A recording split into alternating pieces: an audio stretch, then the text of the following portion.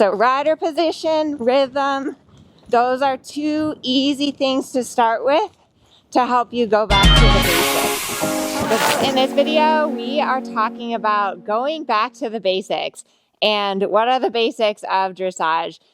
And I'm in a Western saddle. But what's cool about dressage is that dressage really is the foundation for all disciplines. So whether you ride Western or you do eventing or you jump or you go out on the trail, dressage gives you a really solid foundation. And we often hear you need to go back to the basics. And sometimes that can feel really discouraging. But the truth of the matter is that going back to the basics is the fastest way to solve whatever problem that you're having. So comment below, let me know what is like one thing that you're really struggling with your horse, one movement that you're struggling with. And in this video, I'm going to cover what are the basics and how to go back to the basics in order to solve your problems. If you're new here, hi, I'm Amelia Newcomb. I'm a Grand Prix rider and trainer, and I mainly do dressage, but I also love working with all disciplines because to me, good riding is good riding. So the first thing that I always go back to whenever I'm having a problem, either with one of my horses or if I'm teaching a lesson and a student is struggling, is your rider position. And your rider position is everything, because if you're not in the correct position, you're not going to be able to influence your horse. So to start out with, the most basic thing to check in with is ear, shoulder, hip, heel alignment. And even in a Western saddle, this is a wade tree, and you absolutely can maintain this ear, shoulder, hip, heel alignment. If you're tipping forward, it's going to put your weight on the forehand. Your butt's going to come out of the saddle. If you're riding in a chair seat, again, it's not going to be comfortable for you to follow the movement of your horse. And in a chair seat, your leg is ineffective because your leg is going to be up here on the girth or on your horse's armpits. So whenever you're having trouble, I always recommend take a minute, go back to the walk, reorganize, check in with your rider position, ear, shoulder, hip, heel. Make sure that you have a straight line from your elbow to your horse's mouth. And often just doing that quick check with rider position is going to help to get you better connected to your horse. And that's going to help to start to resolve whatever issue you're having. The second tip for going back to the basics is that you always want to be counting and feeling your horse's rhythm. When we ride our horses, we ride them because we love the movement of it. We love that feeling.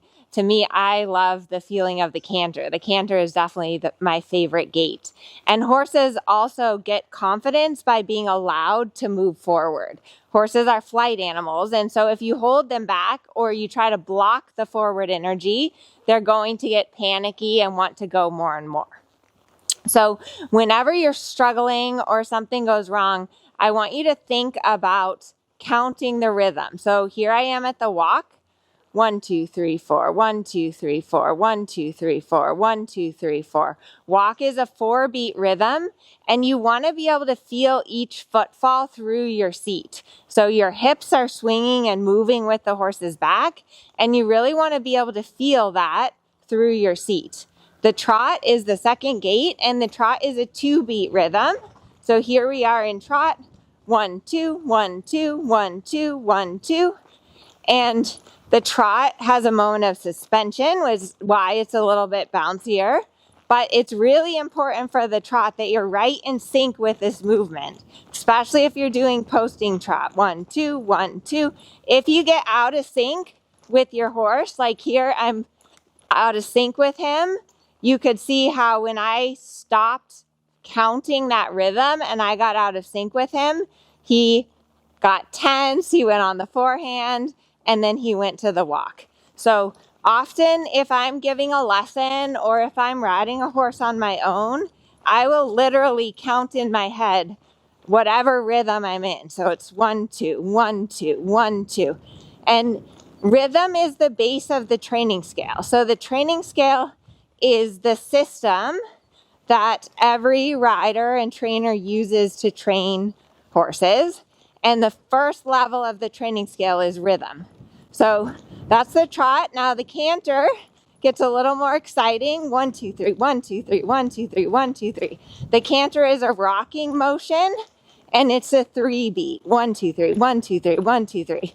So rider position, rhythm, those are 2 easy things to start with to help you go back to the basics. Good boy, Kumani. And a lot of times horses will go like fast and slow, like they'll go fast towards the gate and then slow away from the gate, or they'll be too quick in the rhythm and rushing, or they'll be too slow. So you kind of want to account for all those things and try to find that perfect rhythm. Now, once you have rider position and you have your rhythm, the next thing you want to do is you want to ride perfect circles. So if you're riding dressage and you're in a dressage arena, like this is a dressage court, so it's 20 meters wide, 60 meters long. And one of the most fundamental dressage movements are 20-meter circles. So I'm going to ride a 20-meter circle here between S and R.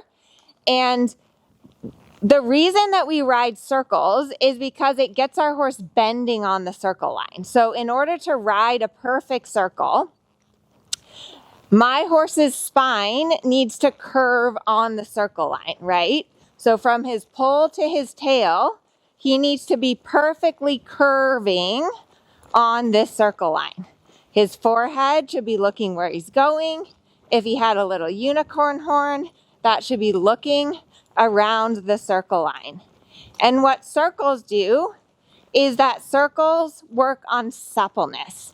And circles and bending get your horse to relax, both physically and mentally. Good boy. You want to make sure, oh, he's eager, he's ready to canter. I didn't quite want canter, but that's okay. So you want to make sure that you can do your circles evenly in both directions. Most horses are stiffer in one direction over the other. And so the challenge is really being able to ride a perfect circle in both directions. And this is harder than it seems. You're like, oh my gosh, really ride a circle? That's so easy. But to really ride accurate, perfect circles is harder than it looks. Good boy, and walk. Good boy, buddy. Good boy. So those are just 3 simple things. Anytime that you're struggling with like a canter transition or a leg yield or a shoulder in, anything, you want to go back, rider position, rhythm, and riding some perfect circles. And that's going to help to solve whatever issue that you're having. I have a free training on the training scale, and I'd like to invite you to come. Click the link below. The information is in the description. I kind of mentioned the training scale and that the base of the training scale is rhythm and the second level of the training scale is suppleness. But the training scale is the system that all dressage riders and trainers use to train their horse. And the truth of the matter is that if you're on your horse, you're training your horse. And so it's important that you understand the theory and the system and that you have a plan of how to go back to basics whenever you run into an issue with your training. Thanks for being here. Make sure to subscribe. I post a new video every single Wednesday, and I can't wait to help you with your horse.